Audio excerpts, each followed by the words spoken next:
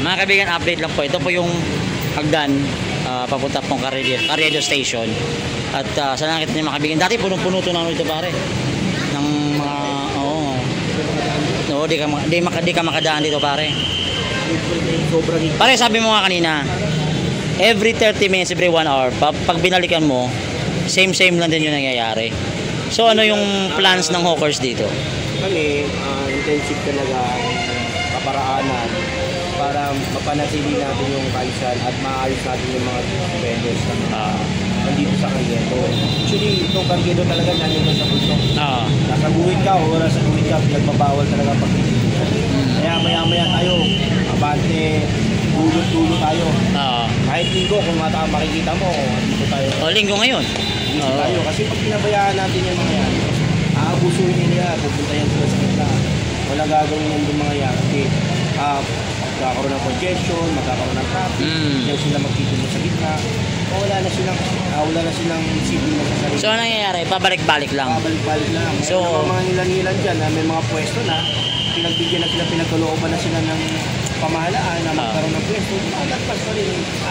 Talagang umano pa rin? Napakasimple kaparaanan lang na doon lang sila sa gawin kung sila lumagpas doon. Pero lumalagpas pa rin sila. Pero ito good thing napansin ko to dati pag dumaan ka dito pare, masakit talaga dito. Sobra. Ito natin yan, ano ang bilin sa atin ng ating buto ng mayor. Ang kalye, ang paketa, bigyan natin sa mga tao. Yes, tama yun. Din pa man ang ano ng direktiba ng ating Director Rafi Alejandro, ang mulo ng Hawkers Department. Ganun din, ang kautusan niya, pitan ng mga panininda niya para maituwid natin sila at maglagay sa ayos. Alright mga kaibigan, aka Boss Doming mga kaibigan, boss. Ayun, nice to meet you again pare. So again mga kaibigan, mamaya ikot naman sila kasi pag nalagpasan na lang ilang minuto, ilang oras, balik na naman, pabalik-balik lang. So ang nangyayari ito, balik-balik effect. Tinatindaanan niya pare. Oo, so pwede, ito mga kaibigan, pay parking to, inaalaw to. Ito si nanay matalino may parking na, matindahan pa. Galing mo nay. Galing ni nanay, approve.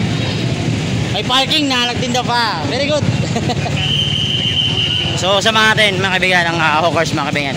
Hawkers sa linggo. Actually, sa totoo lang, nagkakainitan din dito. Minsan may mga kapulisan din tayo dito na talagang minsan daw makukulit. So I hope sana mga kapulisan din natin dito, panawagan natin na sana naman pugpagin nyo na para at least para sa kaayusan ng lungsod ng Maynila mga kaibigan. Ayan, especially po dito sa Carriedo area.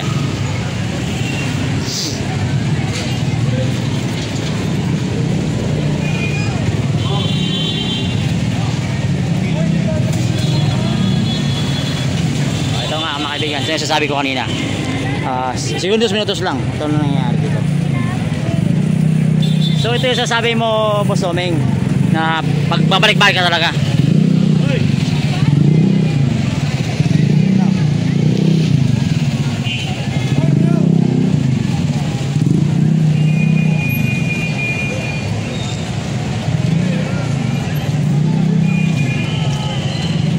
So again, non-negotiable po. Ay pare, non-negotiable po ang mga vendors dito sa part ng Carriedo.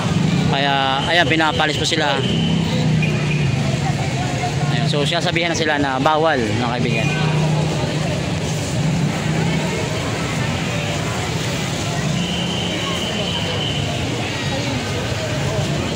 Kukulitin naman lang tayo dito.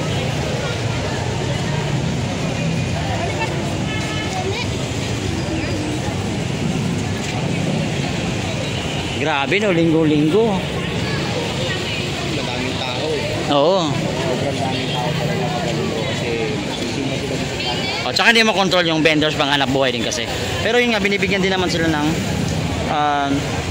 pagkakataon na magbenta rito. So, okay, kaya pa tayo? Kaya pa? Ito pa, Musta ka? ang binuproblema natin dito sa mga vendor. Yung mga tricycle na ginagawa nilang park terminal. So nagkakaroon ng terminal din dito? Pero sinisita natin yung mga. Oo. So, Bawal po dyan, bawal. so hindi pa rin nalalaman kung sino yung mga nagiging boss nila dito o kusang sila lang? Feeling ko kung saan nakasanayan na nila yan sa nakaraang administrasyon. Sanay na sila dito. Ito yung pamalaka dito. Oh, okay. Sobrang higpit. So alright mga kaibigan, this is the real life situation po dito po sa Carriedo ngayong araw ng linggo. So wala pong pahinga ang hawkers dito, wala pong pahinga ang lungsod ng Manila. Halos lahat po na mga illegal vendors dito ay kailangan pong ipatabi. Kailangan nasa linya lang. Ayan, kailangan may linyang puti ho yan. So kailangan hindi mo lumagpas. Kaya ito po, sama natin ang ating mga hawkers under by directive of Director Rafi Alejandro. So, eto. Kanina may mga mangilan-ngilan na yung mga nakumpis ng mga payong. Mismo, paninda mismo. Ang kinuha na natin sa matigas ng ulo. Kesa natin sasabihan, ulit-ulit pa rin kayo. So, paano yun? Pag na-confiscate yung payong, ibabalik pa rin? Pwede pa rin lang kunin o? Ang direktiba kasi sa atin, dadali natin sa opisina yan. Ilalagay niyan doon. Same time. Kung gusto nila kunin, hindi nila kunin pero pipirma sila ng mga waiver doon. Okay, may waiver naman. Okay. Mga first offense, second offense yan na tinatawag. Tulad yan. Bawal yan. Ito. Illegal parks. So, walang driver to. Ate, ikaw driver, ate? Akala ko yung driver. Nay, saan po driver ito, Nay? Nagpapalit. Ano, bakasyon pa eh. Nakalong bakasyon. O, ingat kayo.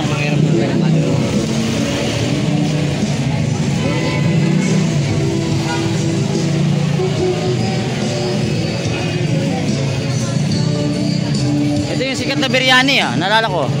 Pero ang Carriedo ngayon, non-negotiable. Hindi tulad sa mga nakaraan na may mga fixed structure kayo nakikita yan. Okay. May makikita man tayo matatanaw ngayon. Yan yung mga rolling store, yung mga... Ay, ito may magulong. So, inaalaw lang yun? Hindi, we're not allowed. Hindi kami nag-allowed. Sila kasi, dyan, tapos sa sine, tayo. Punta sa gilid. Okay. Kung sila pupunta sa pwede silang bawal pa rin sila doon. Ano dyan, pinaguli pa natin sila. Pero ito talaga main concern ng area ng Carriedo talaga, no? So, alright mga kaibigan, so pinapakita na po natin yung sitwasyon pag Sunday. Kasi iba nga natatago nga na doon sa side na yun. Ayun. Actually kanina may mga matigas-tigas pa rito. Kanina mga siga-siga rito. Actually may mga siga-siga pa rin dito, no? Hindi mo rin maiwasan, no? Pero yan, mag-iisang po na kami dito. Mag-umpisang trabaho ng walkers. Nakikita natin medyo sumusunod na sila sa akin. Oh, that's good. That's good news. Na marami na sumusunod. Nakikita nilang may gobyerno. Nakikita nilang may kita. At sa puso natin at sa ano natin ang na para mapatino natin ng mga vendors. Ayun. So kailangan talaga kailangan na talagang kailangan talaga medyo matigas-tigas na talagang puso mo ng konti. So alright mga kaibigan, papasok na po tayo ng area ng Quiapo mismo sa may simbahan ng mga kaibigan. Matatakot mo yung mga yan, makikita pa lang tayo niya magagalaw. Oh, sinampal? Sinampal agad? Sakit naman. Magagala yan. Hindi. Ayan mga kaibigan, sa kanto tayo ng Palma. Sa Palma. Oh, yan si ate. Ate naman, nagtatap mo ko ng basura, ate. Nagtatap mo ko ng basura, Sir, magandang hapon. Paano yun, pare? Tatapon ng basura, paano yun? Walang disiplina. Walang disiplina. Si ate naman, sayang ganda ni ate, nagtapon pa ng basura. Nakuha pa ng video si ate.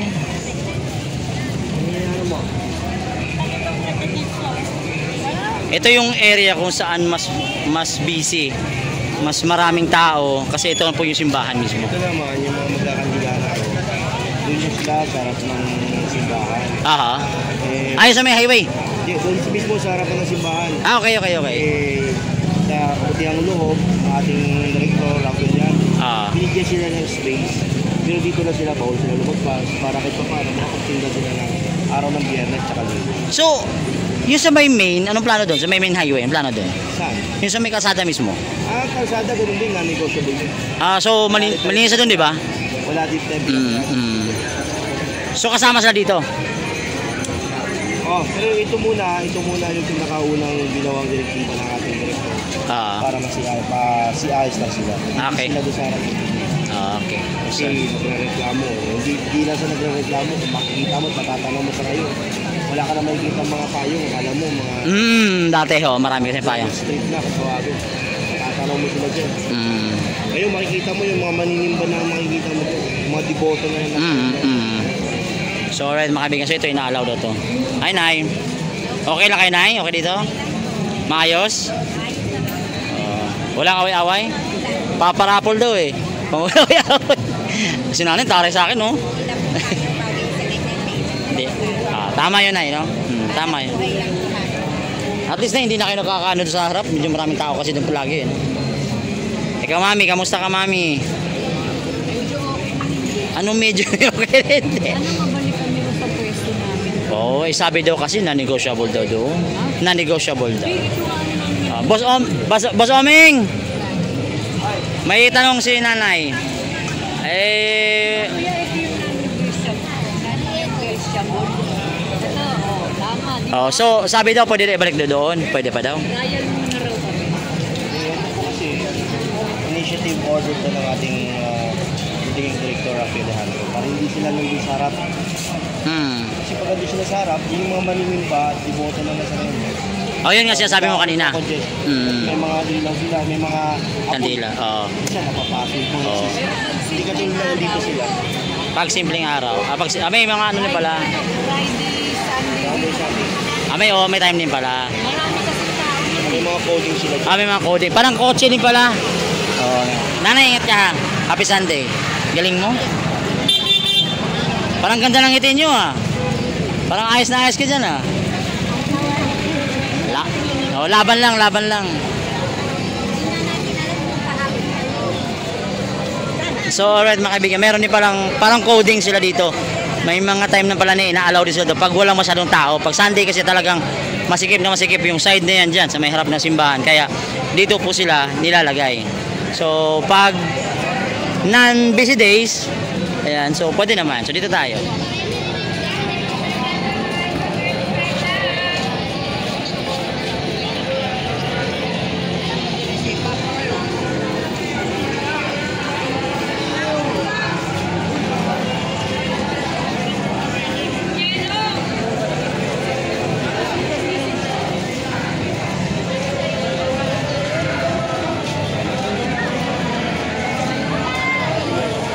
So ganito kadami tao rito pag Sunday.